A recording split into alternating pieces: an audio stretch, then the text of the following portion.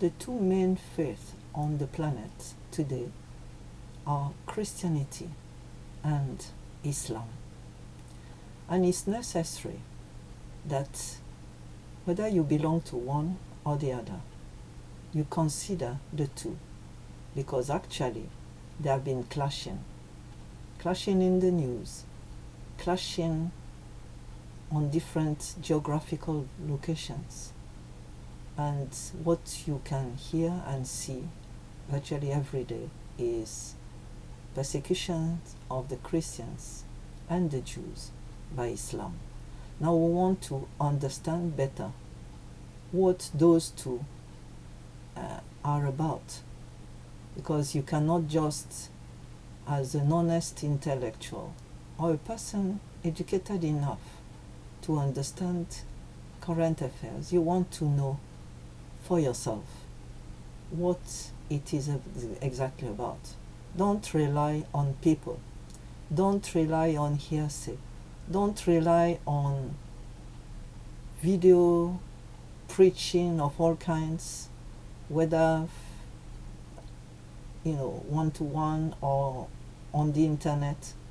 You need to check for yourself. The Bible records that when Paul finished preaching, people from Berea, the town where he visited, went back to their manuscripts to check whether what he was saying was conform to the gospel that they had between their hands. So that's what we want to do. Now let's look at the Bible first, because the Bible is the book that brings Christians together.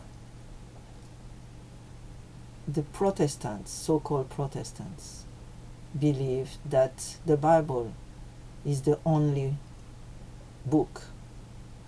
They don't have anything by the side.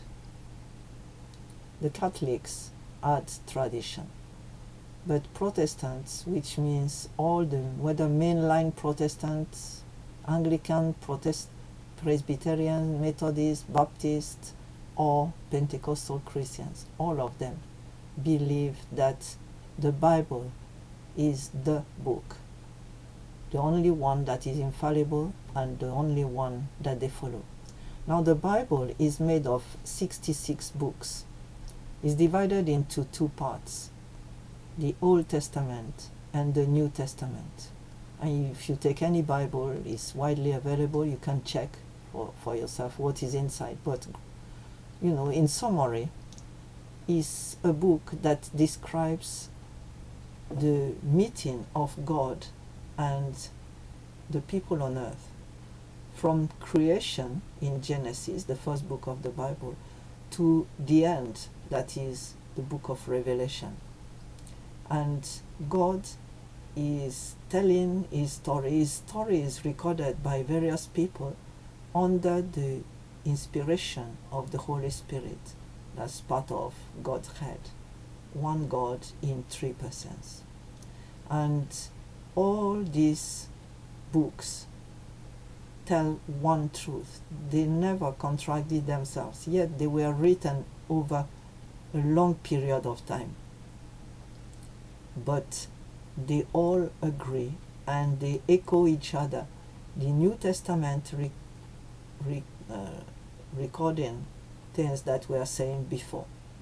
So it's a story that is, you have books of history, you have books of poetry, like the Song of Songs, and then you have prayers recorded in the Psalms, you have Proverbs recording wisdom mainly from King Solomon, you have letters from Paul, Peter, and John, and then you have the four Gospels, Matthew, Mark, Luke, and John, that tell the story of Jesus during the time he spent on earth.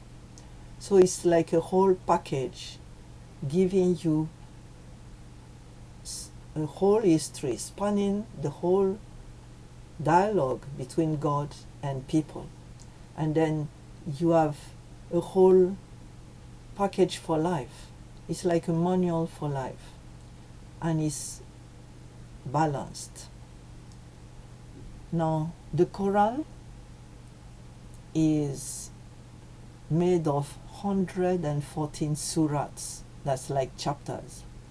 Some of them are very, very short, notably the first and then the few last ones. Some others are very long, and they are divided into bits and pieces like verses. They have various titles, but the title doesn't always indicate what is inside there.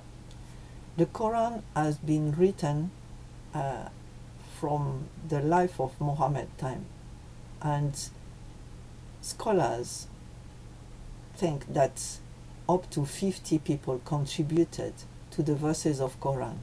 But one thing that is very interesting in it is that there's a verse that says that some verses, Allah there, that is God in the Quran, says that as he is God, he can decide to delete some verses and replace them with some others. And this is a clue to what really happened, because we know that some portion of the Quran have been removed and some additions have been made. But it's only if you are a scholar that you will know, a Quranic scholar, that you will know exactly the details of this. And the content of the Quran is mostly words that are given as Allah's words. They are commands, they are guidance, and there are also a lot, probably between 1/3 and half of the Quran, that is curses and maledictions concerning the disbelievers, the people that are not Muslims.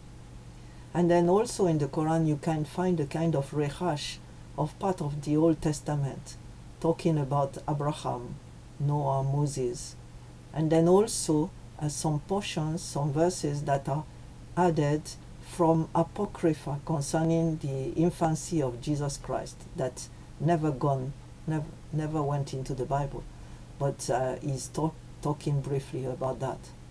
There are also things that clearly contradict the Bible, so we are going to see that later on.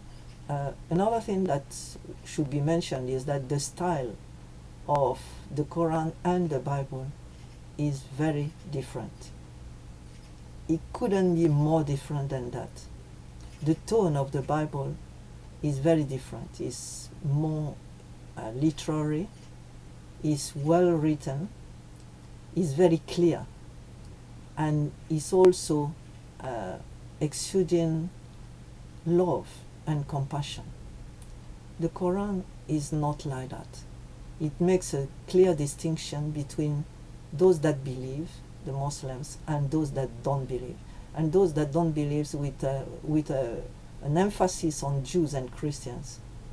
There are lots of negative statements about them.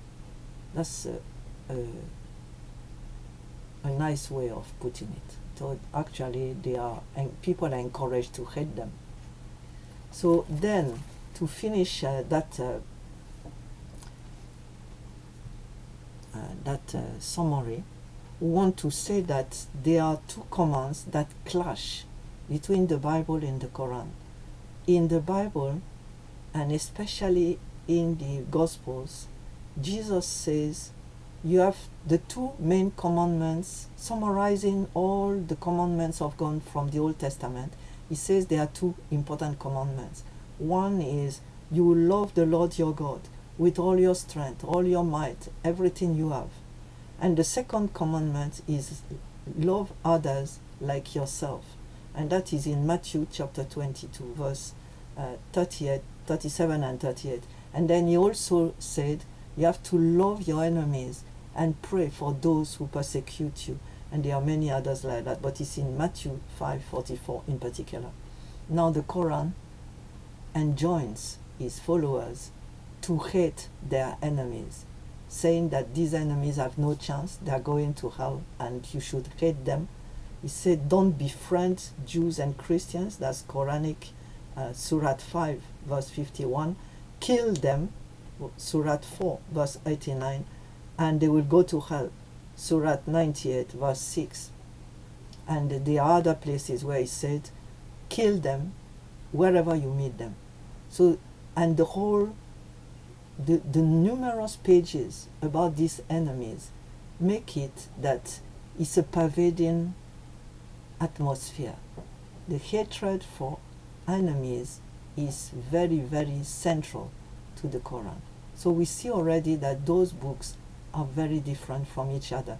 In the next video, we're going to look at God and Jesus, Mary, and other topics in the two books.